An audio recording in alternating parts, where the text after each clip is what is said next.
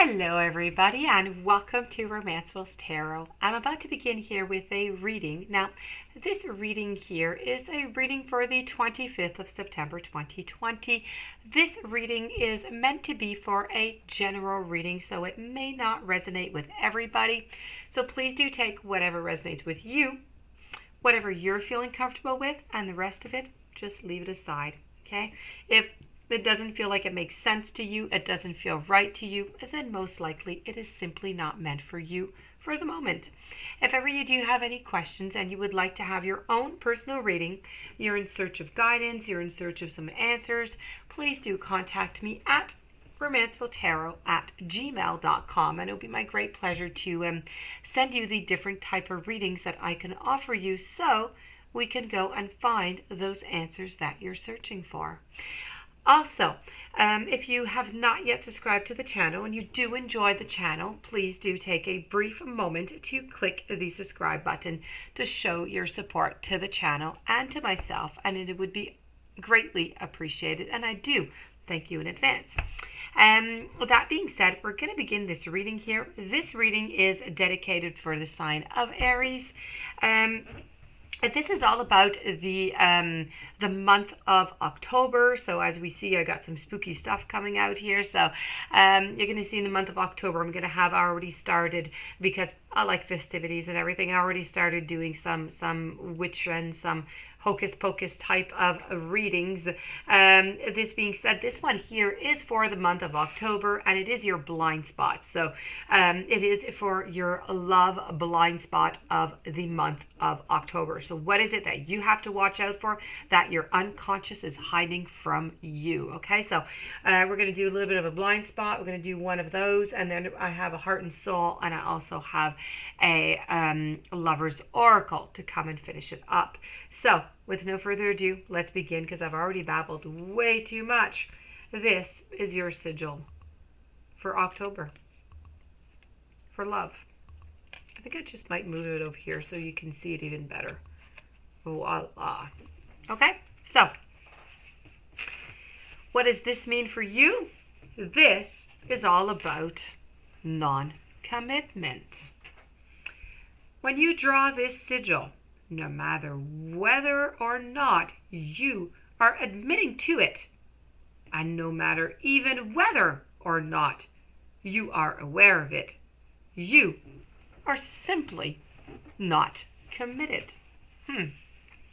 Commitment is a state of dedication. It can be defined simply into this way. To commit to something is to give your energy to something. It is to put yourself into something, and the more committed you are to something, the more of your energy, and therefore yourself, you put into that thing. If you sit with the idea of commitment just for 1 minute, you might already be experiencing the awareness of where you are not committed. And potentially even what exactly scares you so badly about commitment in the scenario at hand. What is it that scares you so much? If not, I want you to ask yourself, what is so scary about giving my energy to something or putting myself fully into something? Ask yourself this question in the context of the situation at hand. Here is a hint. Most fears on this earth boil down to the intense fear that something is going to be lost in the process.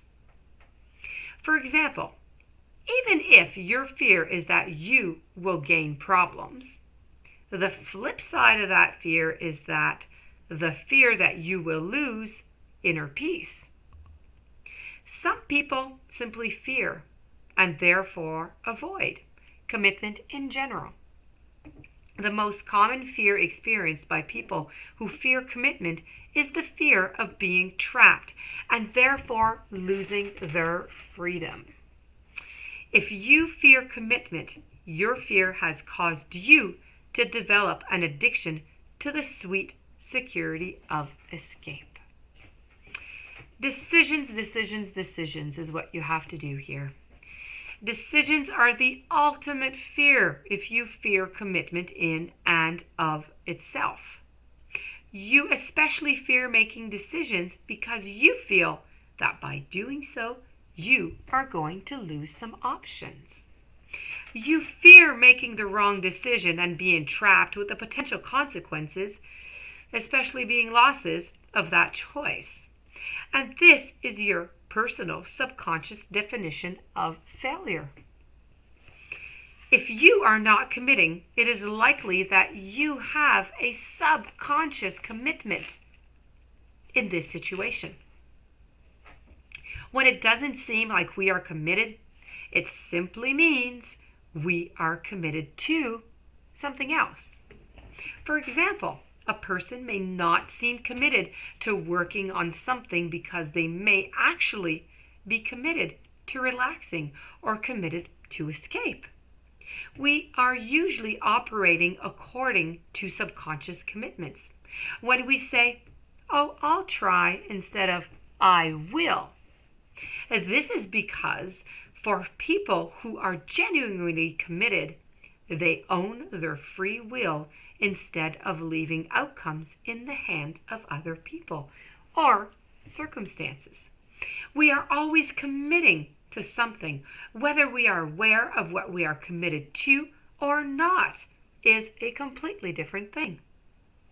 We often don't want to admit to our real commitment because it makes us feel like we're just a bad person.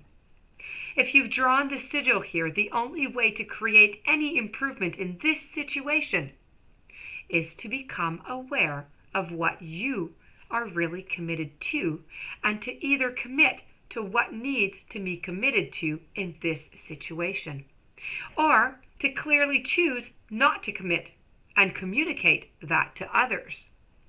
You cannot have one foot in and one foot out. This is your blind spot, my dear friend Aries, for the month of October. This is all about non-commitment.